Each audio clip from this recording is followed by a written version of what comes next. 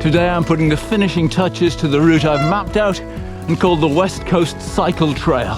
This is the last ride that I need to do, and at the end of it I might need your help. We'll see how it goes to decide which is going to be the best of two options.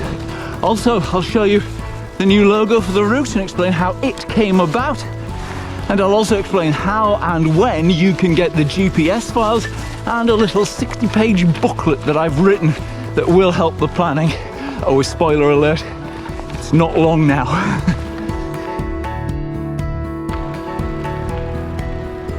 I still find it amazing that, almost 100 years ago, they burrowed right through the heart of the Ben Nevis Massif and laid these tunnels with pipes so they could draw water from Loch Treig and its surrounding areas into Fort William for the aluminium smelter. So they needed the aluminium for the war. What a remarkable engineering feat. It's quite amazing.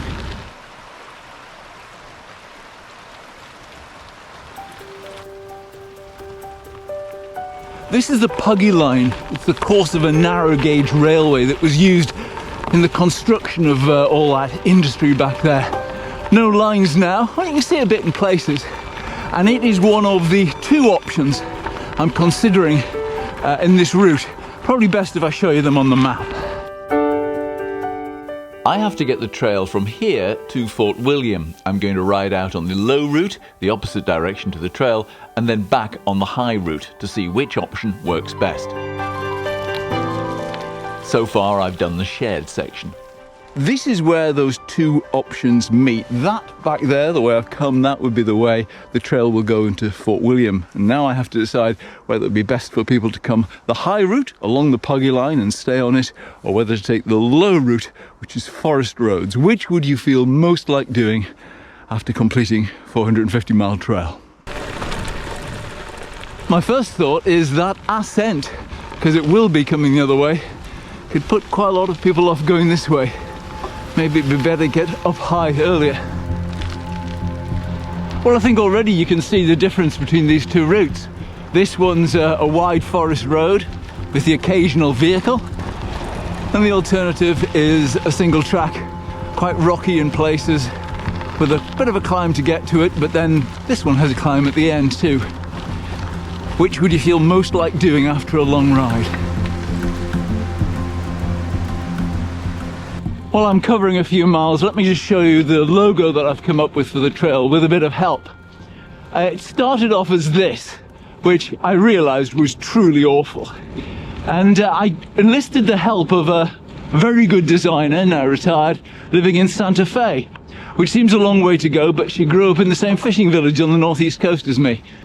Our first attempt looked at kind of things that were to do with wheels and bikes, as you might expect. But I wasn't too happy about that. And then I remembered the sticker that's on the back of my car. And I like the idea of an eagle as a symbol for this trail, because in 2025 it'll be 50 years since white-tailed sea eagles were successfully reintroduced to the west coast of Scotland.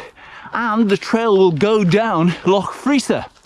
And Freesa is the name of one of the longest lived of those eagles, who's she's been very good at popping out chicks and has helped a lot with the reintroduction.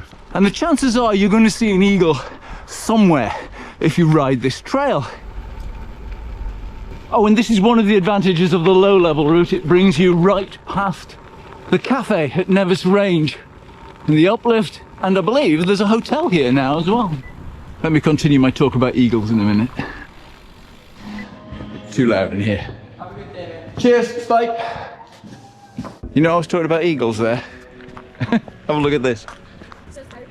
So having decided on eagles as a bit of a theme, I downloaded a whole load of artwork of eagles from Adobe.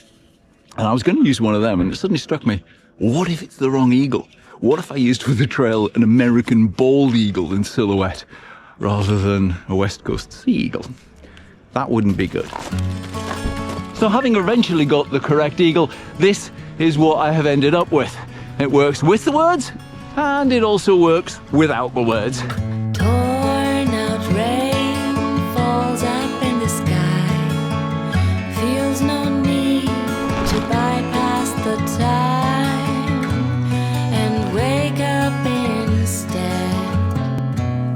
So by now I've done 8.5 miles and climbed almost 1,000 feet. That's the top of these climbs. Of course, the trail, doing it in the opposite direction, that will all be descent. So that is undoubtedly a good way for tired legs.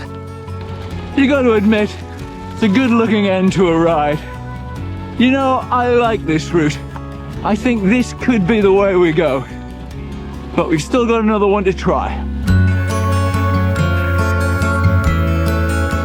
The second option, my return loop, starts with lovely single track.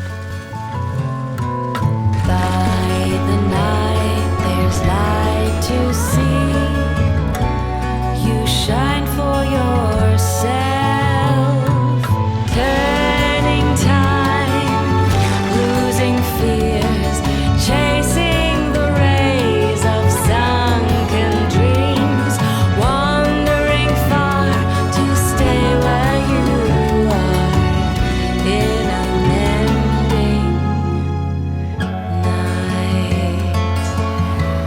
You do get a real sense of the bulk that is Ben Nevis and Anak Mor when you're riding this bit. I suppose a lot of it is hidden on the lower route. Here it's all exposed and starkly beautiful.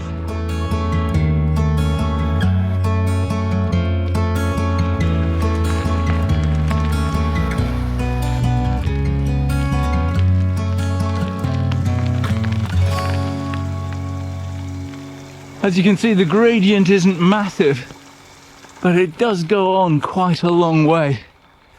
And I think if I had a laden bike and I'd already done quite a long ride, I'm not sure I'd want to come this way. This is where I'm going to need your help to decide. Right, well, that was the sign I was looking for, and if you look on the ground, you'll see the remains of what was the narrow gauge railway, the Puggy Line. And it is a green trail.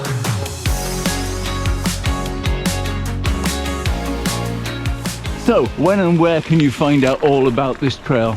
January the 1st, in the evening, give me a chance to upload stuff. westcoastcycletrail.co.uk. You'll be able to get the GPS tracks there. They'll be up on Komoot and Ride with GPS.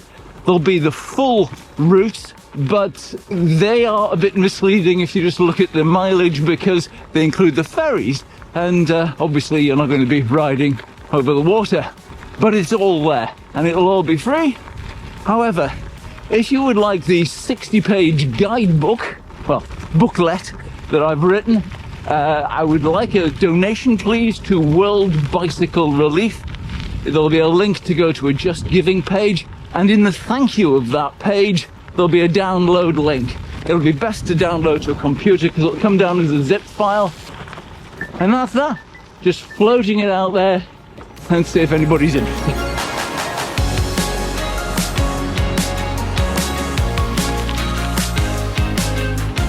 And that brings us to the point where I could really do with your help, please. Let me know in the comments which of these two routes you think you would prefer on a loaded bike after 450 miles of quite hard riding. Would it be the low route, which is mostly downhill and passes a cafe, or the high route, which is probably better riding but involves a lot more climbing? Or perhaps it should be both. I should map both of them and let folk make their own mind up as to which way to go. That's us almost back in Fort William, so please give me a thumbs up if you like what I'm doing in these videos and you've enjoyed this. Please subscribe if you haven't. I'll see you again next time. Goodbye.